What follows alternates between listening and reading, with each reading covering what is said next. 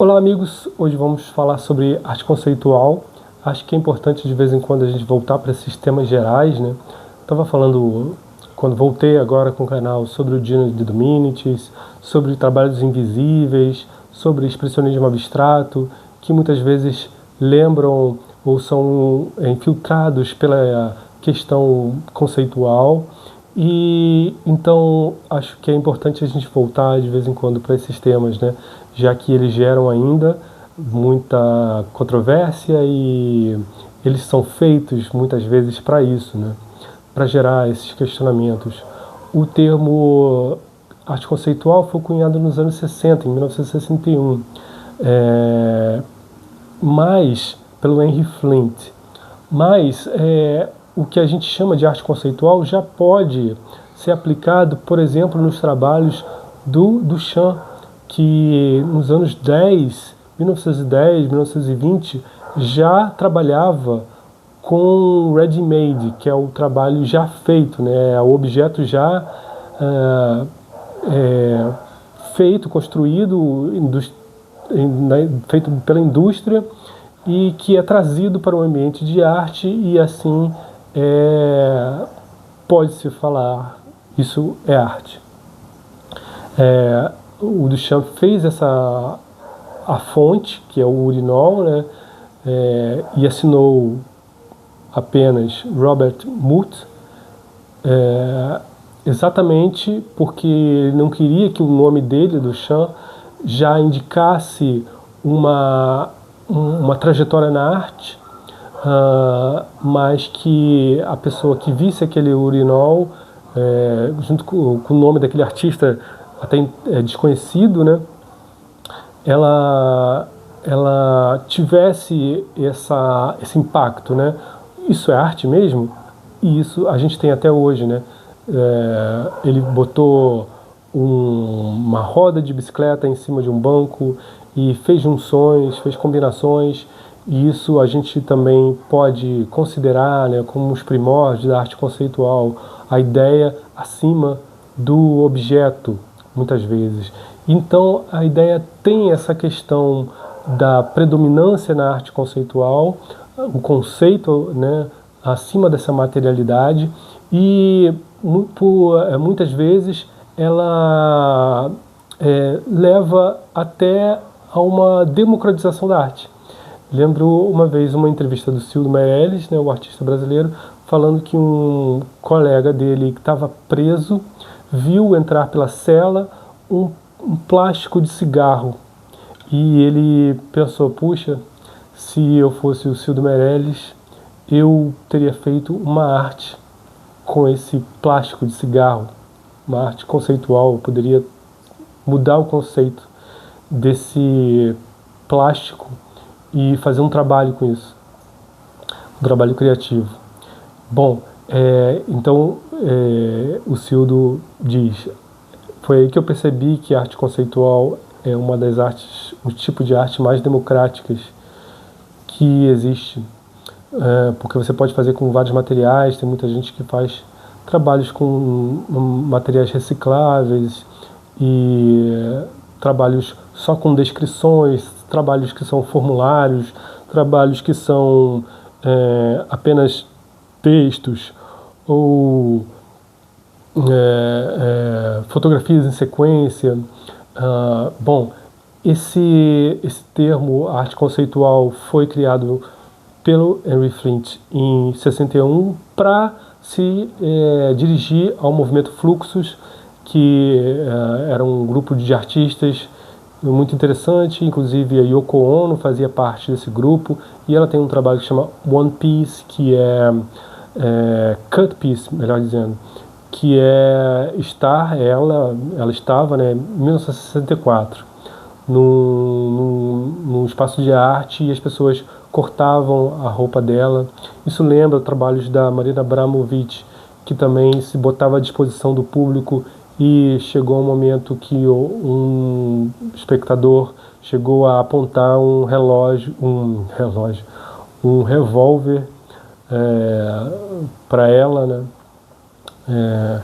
Então essa provocação com o espectador tem tudo a ver com a ideia de levar ao questionamento, levar aos limites do que é uma reação, né? Então, por isso que muita gente, eu acho, leva também a arte conceitual como uma arte que não tem tanto... que leva aquele questionamento geral, né? Ah, até meu filho faz isso, ou eu faria isso, como que alguém compra isso, eu vou fazer isso e vou vender por milhões, e qualquer trabalho na vida, a gente sabe que não é fácil, né?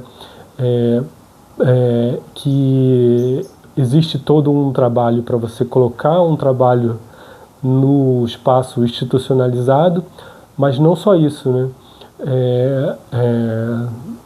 Não basta só eu vou fazer, vou colocar lá e vai vender.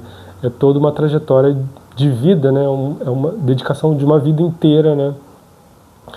Para que isso aconteça. Se você não tiver, né, uma vida nascido num ambiente que seja influente das artes ou da elite cultural econômica, né? O que parece que né, muitas vezes, mas o que eu conheço mesmo, claro que existem vários artistas que têm situações diferentes, né, que fazem arte exatamente porque já podem comer e viver com tranquilidade, né, mas muitos outros se dividem em funções para poder colocar para fora os seus mais íntimos anseios, né. E então fiquei pensando que talvez essa indignação pela arte conceitual tenha a ver com o fato de que os trabalhos, por vezes, não parecem que deram muito esforço, que a pessoa não fez muito esforço para fazer aquela obra de arte, né? E a gente está ligado à ideia de mérito, né? Puxa, você pegou uma coisa aqui e falou que isso é arte, como assim, né? Você precisa ter um esforço para que isso seja reconhecido. Você não pode chegar assim e simplesmente colocar na nossa frente e a gente que se vire com essa ideia, com esse conceito, né? Então, esse sentimento que a gente tem, eu acho muitas vezes acelerado, né, por TV, por internet, sentimento de injustiça, né? Está sendo injustiçado enquanto tem pessoas que estão se dando bem e tal, fazendo besteiras. E eu acho que isso tem um pouco a ver com o fato da gente ligar o trabalho a um sofrimento, né? O trabalho é um tripalho, né? Esse objeto de sofrimento e que exige que a gente sue pelo pão de cada dia, né? Mas isso aí eu estou falando assim por mim, tá? Uma psicologização assim pode ser até rasa, mas eu acho que tem muito a ver com o que a gente vive atualmente, que é a dificuldade de você aceitar que existem coisas além do que está dito, né? Do que está dito claramente, né? Existem muitas coisas além do que a nossa visão mostra ou os textos podem falar. Porém, continuando aqui um pouco na década de 70, a arte conceitual também se aproximou do ativismo. Teve a Land Art, que é um exemplo disso, onde a arte também vai para o espaço. Então ela sai da galeria e as pessoas vão fazer arte na Terra, fazer como o Spiral Jet do Robert Smithson, que era usar um espaço físico para criar uma espiral, uma espécie de ilha em espiral. Os trabalhos da Cindy Sherman, que desconstroem estereótipos de gênero, que se aproximam do feminismo. Então a arte vai ganhando esses novos meios de expressão, a arte conceitual ligado às lutas, às políticas,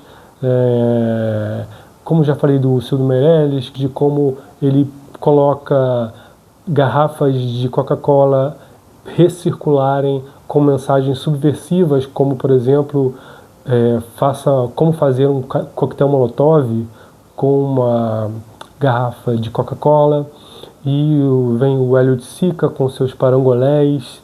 Você veste o trabalho de arte, né? O parangolé é essa espécie de tecido que você vai sentindo a cor e a arte. Aqui também no Brasil, o Tunga, que vai misturando arte, filosofia, psicologia. E durante a ditadura militar nós tivemos muitos casos de trabalhos com panfletos, trabalhos que eram não conseguiam ser feitos, mas não conseguiam ser feitos, por exemplo, numa galeria, mas eram feitos na rua, como as trouxas ensanguentadas de Arthur Barrio, que colocou em vários locais, e isso despertava a ideia de morte, de assassinato, de como que a gente estava lidando com aquele período aqui no Brasil, né? Então, eu acredito que ainda hoje, né, por todas as questões reacionárias que nós passamos, a arte conceitual ainda tem esse poder revolucionário de questionar e de complexizar a nossa visão não só da arte, mas da vida, e ainda né, alvo de muitas críticas. E pode ser críticas porque o movimento se tornou autocentrado, inacessível ao público em geral, sem aquele contexto, mas também dependente de uma lógica mais binária, né? Bom, esse foi o vídeo de hoje. Diga aí o que você acha de arte conceitual. Você concorda comigo? Você acha que existem outras aproximações que nós podemos fazer? Podemos falar de outros trabalhos? Curta, compartilhe e até a próxima.